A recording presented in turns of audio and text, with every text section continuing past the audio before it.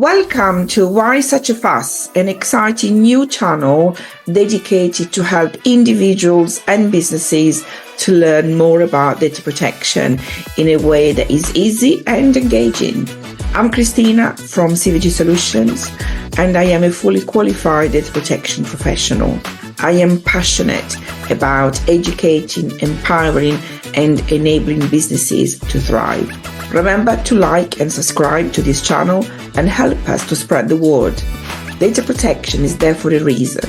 It protects you, your family, loved ones, customers, employees from coming to harm through the use of personal data. So make sure you click subscribe.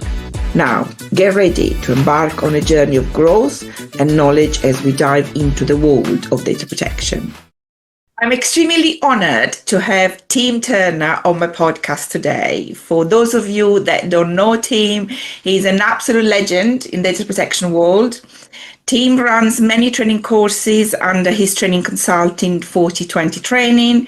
If you haven't already checked it out on his website, I would encourage you to do so. There are some really absolute great gems in there.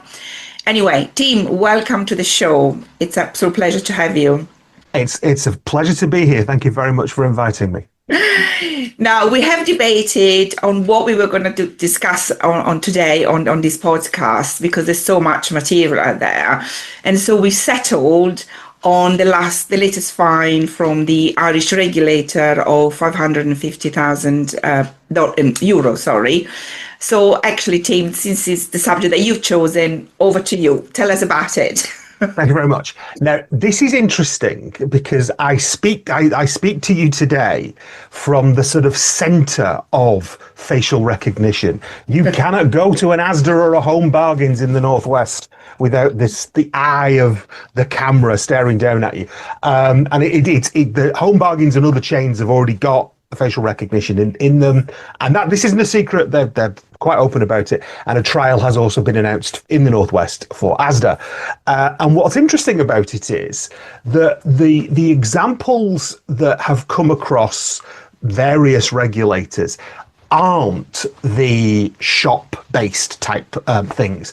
There are some complaints going in, and some pressure groups who don't like facial recognition are definitely agitating to get the Information Commissioner and other regulators to look into this and see if they can get some outcomes. But while there has been quite a lot of interest from the regulators, it's been about different things. So I'm going to start by telling you about the Irish case, but there's a few others that I think are worth mentioning. And I don't want to get too much into the technicalities, but one of the interesting things about all these cases is that they really do centre on the heart of how data protection works. So we're not talking about security, or not always talking about transparency, the things you'd expect it to be about. Yeah. We're talking about just the basic justification for doing it in the first place. And I think if you're running a business and you're thinking about using facial recognition, you might go under the radar. People might not see what you're doing.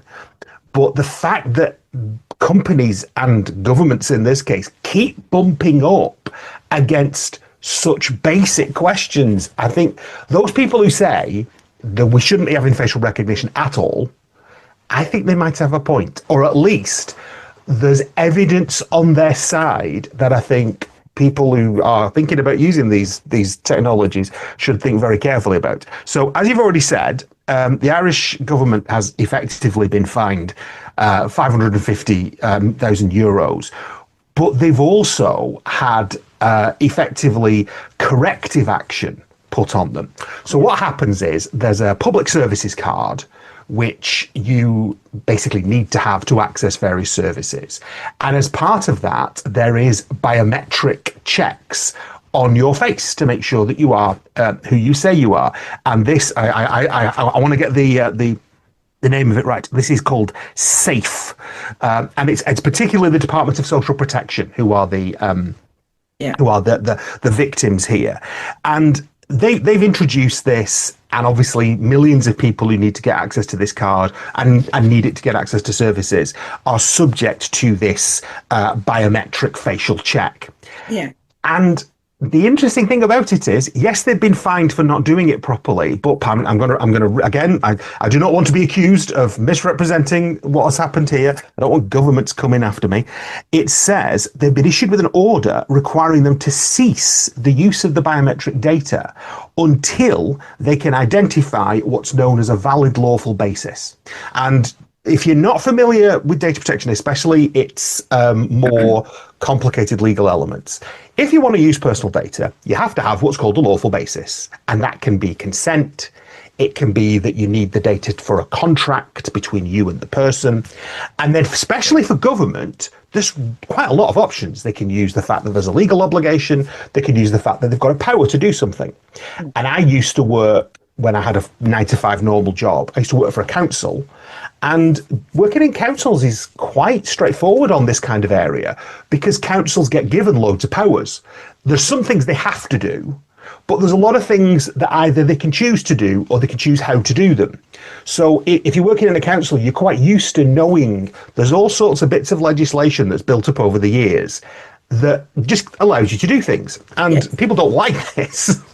But your council can do a lot with personal data and be acting quite legitimately when they do so. So for government, they're in a very similar position, and they've got the added advantage that if there isn't a law that allows them to do something, they can make one. So it's particularly interesting that that's what the Data Protection Commissioner in Ireland has gone after.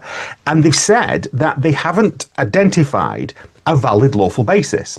Now, that's not to say that the government doesn't automatically have powers to check people's identity and all that kind of stuff. It's whether this technique is the right one. And the point I wanted to make, and if you listen to nothing else that I say, all of the lawful bases, the justifications to use personal data, and then the additional ones that you need if you're using what's called special categories data, which is the extra protected stuff, all of those are based on the word necessary. So if you get consent, necessary doesn't come into it, because as long as you do it properly, you give the person a free choice, then you don't need to use the word necessary, because it's all about whether the person's agreed, whether they understand what they're agreeing to, all that good stuff. But for all of the others, whether it's a law, whether it's a contract, whether it's the wider public interest, whatever it is that you're using to justify your use of the personal data, you've got to be able to show it's necessary, so that there isn't another way to achieve the same outcome. Yeah. Nobody is saying that in order to issue public services cards, the Department for Social Protection doesn't need to make sure that it's giving them to the right people. You know, only those who are entitled to services should get them. And if the card is the way that you do that, then they've got to check identity. But do they need to use facial recognition? And because facial recognition is part of what's known as biometrics, I should explain what biometrics is. Anything which involves using a part of your body to identify you is known as biometrics. So it's deliberately picking your face, your voice, your eyes, your fingerprints, to identify you. So to say that's who you are. So there are some, and I think people need to be careful about this, there are some things you can do with images of people and faces and voices where you're not identifying them directly, and it therefore doesn't count as biometrics. But a lot of facial recognition, all that kind of stuff, a lot of it counts. So you've got these two tests. You've got to have your normal lawful basis, which is presumably legislation, and then you've got to have an additional one. So you keep having to show there's no other way to do this than facial recognition. And the problem is facial recognition is new. Yeah. So unless you can show we've never been able to do this before, and facial recognition is the only way we can do it, or we've never been able to do it as accurately or as effectively, and so you should hear a sound, which is sarcastic laughter. You don't know where it's coming from, but it's coming from somewhere, because the accuracy point is like, it's actually not that good. So making these cases is not easy, and what I am here to tell you today is people keep not doing it well.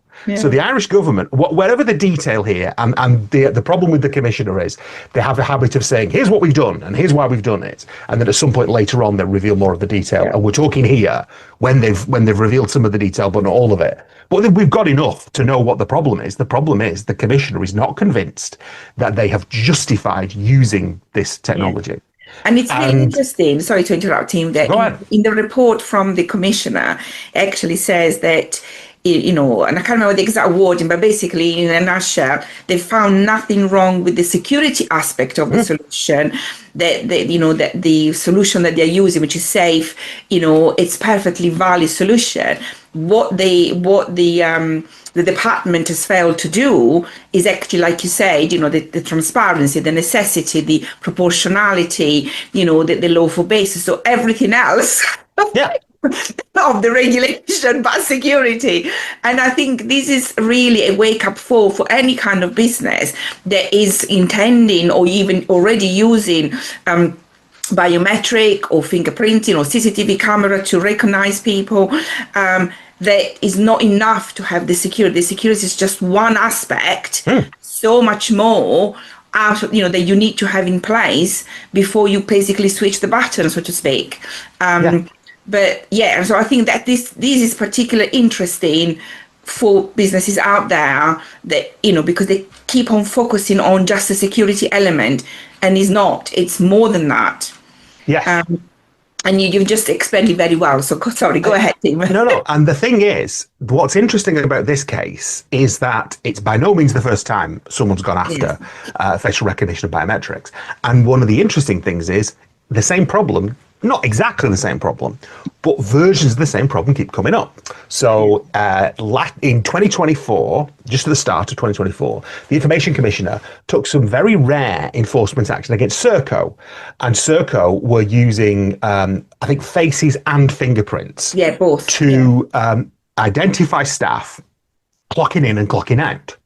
So I definitely have several clients who use facial recognition to get into buildings or get into parts of buildings.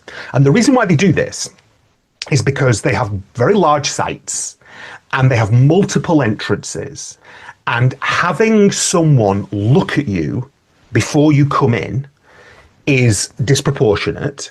And so they use facial recognition to see, are you the member of staff that we think you are? Now, I'm not saying for certain they have they've done it absolutely perfectly.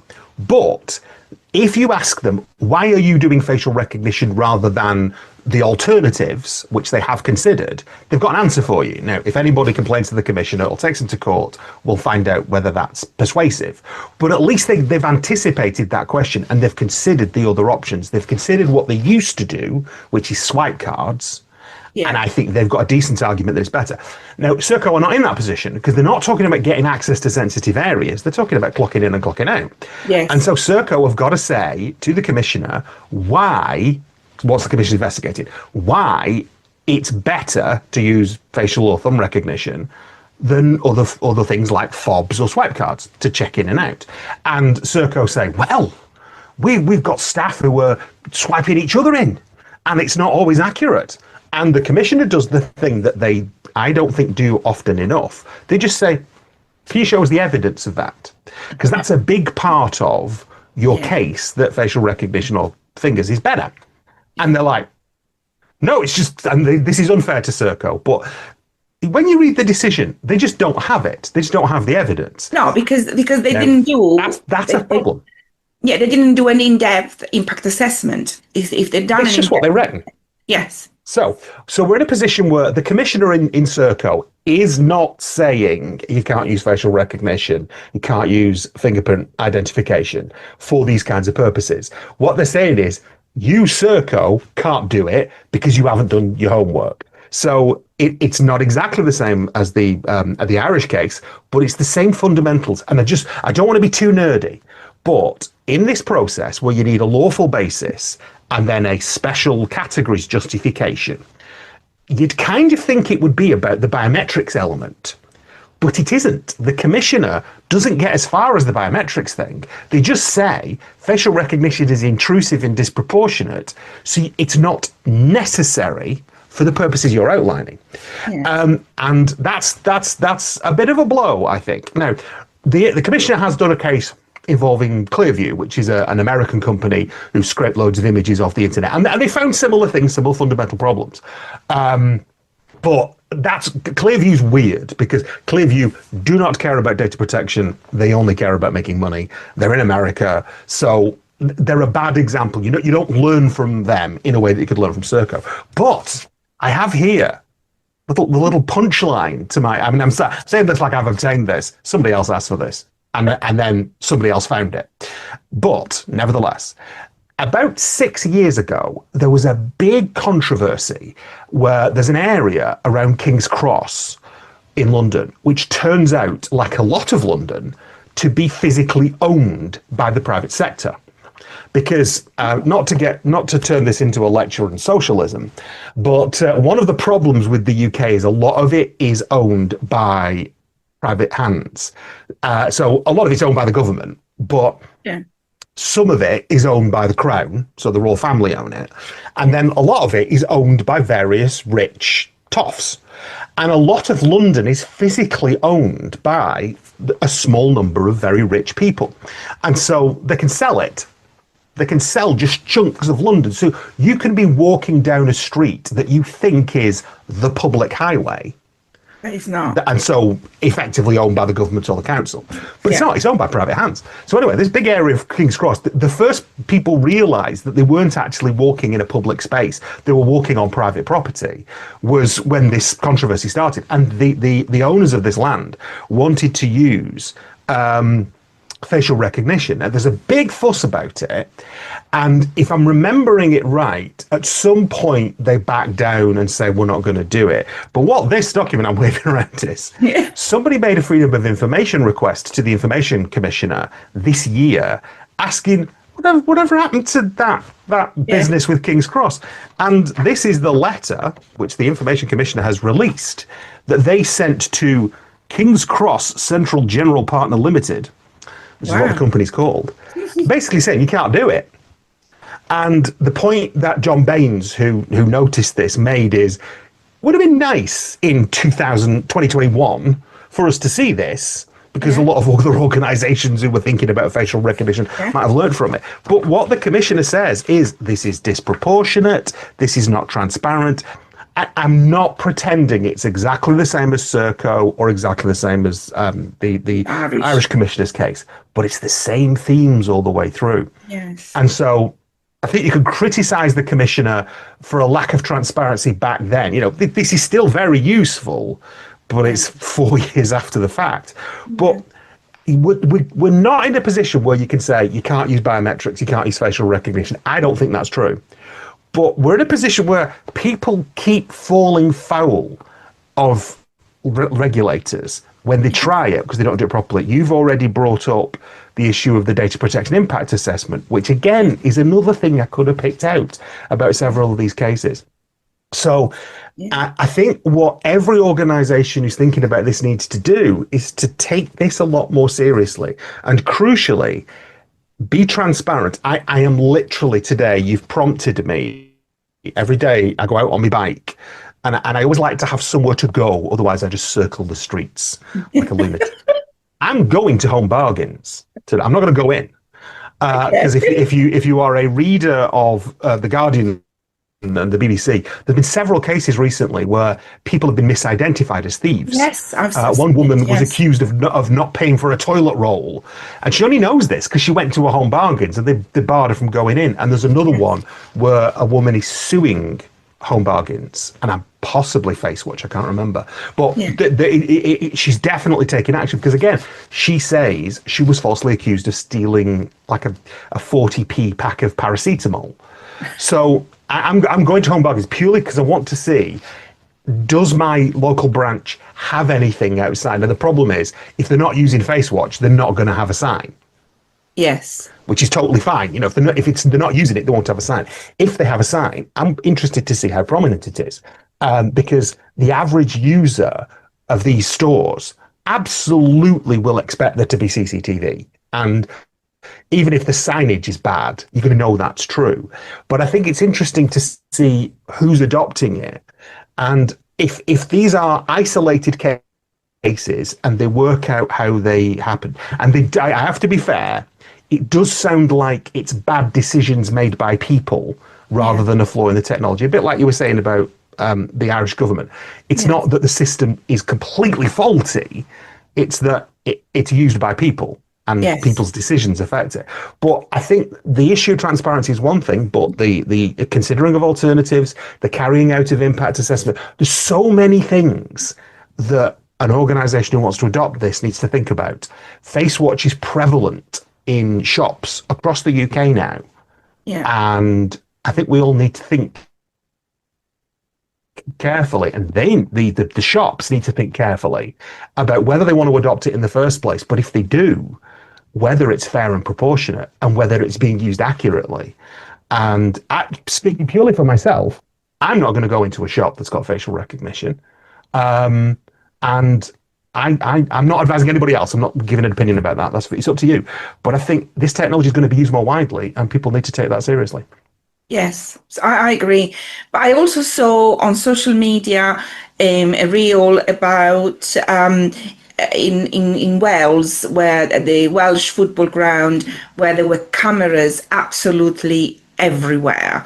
Again, you understand the reason, health and safety and all of that, but the number of cameras was disproportionate to the purpose. And again, this was, people were interviewed and sort of asked, how they felt about it, and the usual, feel invaded, my privacy has been invaded, and all of that. So I think more and more organizations want to use the technology, but they're not, like you say, they're not doing their homework properly. But also they're not involving the public as part of their impact assessment in terms of how they feel about it. So I think, as I said before, it's the need to look at the wider spectrum, not just the security of these particular activities. And so again, this is an important message to those businesses out there that are looking to introduce, biometric, facial recognition, CCTV cameras, whatever. That security is just the tip of the iceberg. It's like the thing that I think it's Poundland who have the fake cop. They have a cut-out police officer, whichever shop it is, and apparently, I'm sure they have other measures that they have in place as well. But they think that's quite effective. Just a fake cut-out police officer, just a reminder that you might get nicked. I'm not. It is not. I'm not here to advise you just use those kinds of techniques.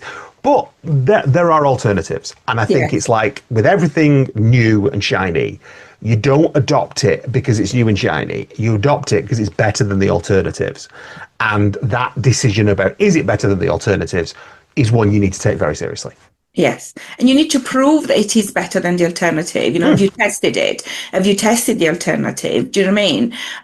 Like in the example that you just brought about Parkland, well, you could try, having the fake police policeman cut out, and see if that works. If it doesn't, then that becomes part of your impact assessment to say, we've tested it, this solution doesn't work, we've then tried something else, we've then tried something else, and actually the only one that works is the facial recognition. But then you have your audit trail, if you want, of your assessment, and but if you don't do that, then you open yourself to risk, really. And the thing I would want to say continually is, shops and businesses need to take steps to keep their staff safe and prevent crime, or at least record crime at the very least. Hopefully you prevent it, but you might end up just recording it, but that's better than nothing. So this isn't about you're not allowed to do things. It's simply you've got to pick the right tool. I don't assume that because something is being heavily advertised or very capably promoted by certain companies, that they are the right ones for your business. Yes. Team, thank you again for joining me today. It's been an absolute honor and pleasure. I just feel so honored that I've got Tim Turner on my podcast. Now, how can the audience get in touch with you should they wish to do so? Well, my website for my company is 2040 Trainings. That's 2040training.co.uk. I am also at large on social media. So you can find me, Tim Turner, on LinkedIn. And I also do a daily post called the DPO Daily. And every now and again, somebody finds out that that's me, and they are horrified because they thought there was this lovely person doing these nice posts, and then they find out it's that awful Tim Turner. Anyway, so the two best places to find me: LinkedIn on wearing one of my two hats, or my website. Fantastic. And if any of you would like to get in touch with me, I can be found on LinkedIn, Facebook, and Instagram. Just search for CVG Solutions, or an alternative, just email me at info@cvgsolutions.co.uk.